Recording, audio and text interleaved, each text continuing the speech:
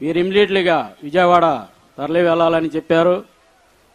ఆ రోజు వానండే బాగా, అయినా సరే వానలను లెక్క చేయకుండా మేము 2 జతల బట్టలు సదురుకొని ఎమర్జెన్సీగా బయలుదేరాము. కేవలం బందర్ నుంచే 200 మంది బయలుదేరి విజయవాడ వెళ్ళేవండి. అక్కడ వెళ్ళిన తర్వాత ఆ వాతావరణం చూసిన తర్వాత మాకు చాలా భయం వేసిందండి. ఎందుకంటే విజయవాడలో అండర్ గ్రౌండ్లు ఎక్కువ, మ్యాన్వాళ్ళు ఉంటాయి. ఆ మ్యాన్వాల్లో ఆ నీళ్ళల్లో ఎక్కడేస్తున్నావో ఎక్కడ అడిగి చేస్తున్నావో అని భయపడుతూ వెళ్ళాం.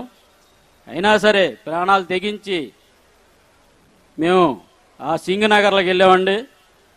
సింగనగర్ వెళ్ళిన తర్వాత అక్కడ నడుం లోతులు నీళ్లు, మా శానిటేషన్ అక్కడే మొదలైంది. అక్కడ 6 రోజులు చేసామండి ఆ శానిటేషన్. తర్వాత మళ్ళీ 6 రోజులు వాంబే కాలనీలో డ్యూటీ చేశారు. అక్కడ కూడా మా శానిటేషన్ బాగా చేశాము. నీళ్ళున్నది ఒక ఎత్తు అయితే నీళ్ళు అయిపోయిన తర్వాత మరో ఎత్తు అండి. అయినా సరే కష్టపడి మేమంతా తొలగించి బీసింగులు కొట్టి అన్నీ చేశాము. ఆ సమయంలోనే మన గౌరవనీయులైన రాష్ట్ర ముఖ్యమంత్రి గారు నారా చంద్రబాబు నాయుడు మా దగ్గరకు వచ్చారు. తమ్ముళ్ళు బాగున్నారా అని అడిగారు.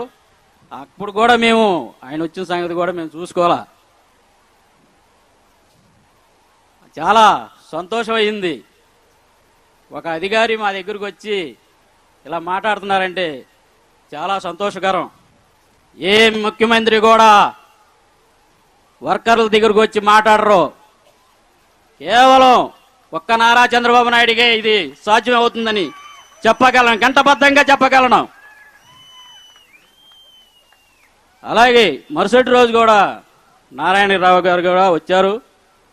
ఆయన కూడా మమ్మల్ని పలకరించి మాతో పాటు ఫోటో దిగి వెళ్ళారు. చాలా సంతోషపడ్డాము మేము కూడా.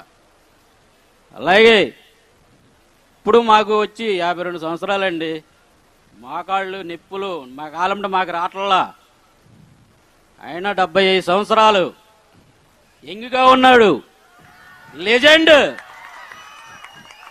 ఏంటండి అయింది, అంత లెజెండ్గా ఉన్నాడు. ఆయన వయసు వచ్చేటప్పటికి మనం ఇక తబిడియే అండి.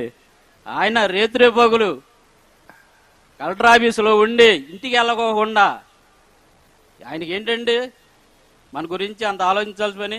ఏసీలో ఉండొచ్చు కానీ ఎల్లలా పిల్లలు ఏమైపోతారు, ప్రజలు ఏమైపోతారు అని నైట్ పగులు నిద్ర మానుకొని తిరుగుతూనే ఉన్నాడు. ఇంటింటికి వెళ్ళి పలకరించాడండి.